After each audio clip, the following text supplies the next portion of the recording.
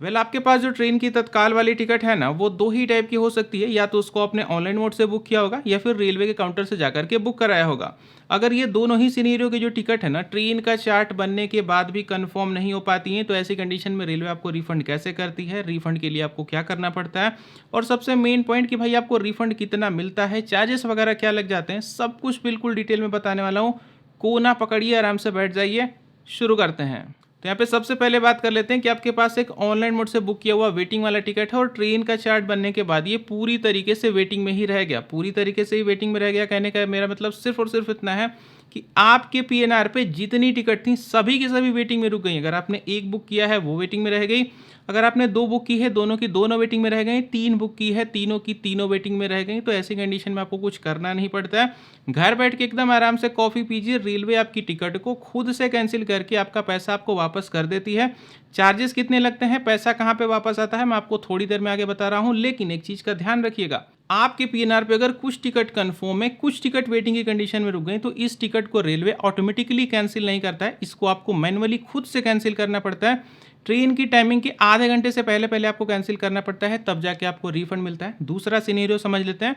आपके पास जो तत्काल वाली टिकट है उसको आपने रेलवे के काउंटर से जाकर के खरीदा था, ट्रेन का चार्ट बन गया, फिर भी ये कंफर्म नहीं हो पाई, तो ऐसी कंडीशन में ये टिकट ना ऑटोमेटिकली कैंसिल नहीं होती है, क्योंकि भाई टिकट तो आपके पॉकेट में आपने रख रखी है। इसको आपको लेकर के जाना पड़ेगा रेलवे के काउंटर और वहां जाकर के आप उसको कैंसिल करा के आपको रिफंड लेना होता है। एक चीज का इसमें ध्यान रखना पड़ता है कि ट्रेन की टाइमिंग के आधे घंटे से पहले पहले ही पहुंच करके आपको उसको कैंसिल कराना पड़ता है, तब जाके आपको रिफंड मिलता है। ऐसा नहीं कि आप 10 साल बाद पहुंचेंगे और सोचेंगे कि चलिए रिफंड ले लेते हैं, तो वो चीजें नहीं होंगी। एक और इंपॉर्टेंट पॉइंट, बहुत बार क्या होता है कि रात में ना रेलवे का जो काउंटर है वो बंद होता है, तो लोगों को लगता है चलेंगे सुबह जाकर के रिफंड ले लेंगे, तो इसको करने से पहले भी एक इंपॉर्टेंट काम करना है।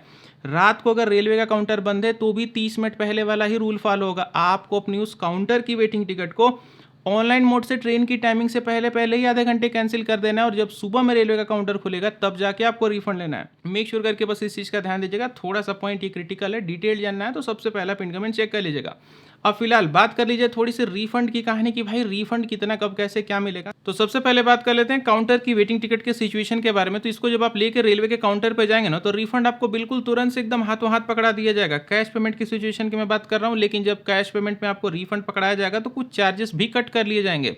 स्लीपर की क्लास का जब आप टिकट का रिफंड लेने जाएंगे तो 60 रुपीज पर पैसेंजर के हिसाब से चार्जेस काटे जाएंगे। एसी की क्लास की मैं बात करूं तो 60 रुपीज प्लस जीएसटी पर पैसेंजर के हिसाब से चार्ज कटेगा, और उसके बाद आपको हाथों हाथ एकदम 10 सेकंड के अंदर रिफंड मिल जाएगा। यहाँ पे जो मैंने जीएसटी वर्ड यूज़ किया है, 5-7 रुपये के आसपास जीएसटी कटता है, मोटा मोटा 10 रुपये पकड़ सकते हैं। अब बात कर लेते हैं ऑनलाइन वाली सिचुएशन के बारे में। तो यहाँ पे ऑनलाइन मोड से बुक किए हुए तत्काल के वेटिंग वाले टिकट में ना चार्जेस तो बिल्कुल एग्जैक्ट सेम कटते हैं, यही काउंटर वाले, लेकिन यहाँ पे 2 नई चीज़ें ना आकर के जुड़ जाती हैं। सबसे पहली नई चीज़ ये जुड़ती है ना कि जब आप ऑनलाइन मोड से आपका तत्काल वाला वेटिंग टिकट जब कैंसिल होता है या फिर आप उसको आप खुद से जाते हैं कैंसिल करने, तो रिफंड ना तुरंत से नहीं आता है। जैसे रेलवे काउंटर पे आप तुरंत रिफंड पा जाते हैं, यहाँ पे रिफंड तुरंत से नहीं आता है, 3 से लेकर 4 वर्किंग डेज लगते हैं। वर्किंग डेज कहने का मतलब जो भी बैंक के ना खुलने वाले दिन होते हैं, जैसे संडे वगैरह को बैंक नहीं खुलेगा तो उसको आपको नहीं गिनना है।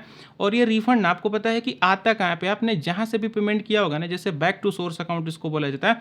जैसे आपने फोन पे से पेमेंट किया होगा तो फोन पे में जो भी बैंक अकाउंट लिंक होगा आपका पेमेंट वहीं पे आ जाता है। और एक और चीज़, यही दूसरा इंपॉर्टेंट पॉइंट है कि ऑनलाइन मोड से जब आप ट्रेन टिकट की बुकिंग का पेमेंट करते हैं तो कुछ कन्वीनियंस फी और जीएसटी लगा होता है, लगभग 22-25 रुपये के आसपास, वो भी वापस नहीं आता है। तो मोटा मोटा अगर आपको मैं बता दूं, ऑनलाइन मोड से बुक किया हुआ तत्काल वाला वेटिंग वाला टिकट है, स्लीपर की क्लास की मैं बात करूं तो लगभग 70 से 80 रुपये पर पैसेंजर आपका यहाँ पे कट जाएगा। सिंगल टिकट की मैं बात कर रहा हूं।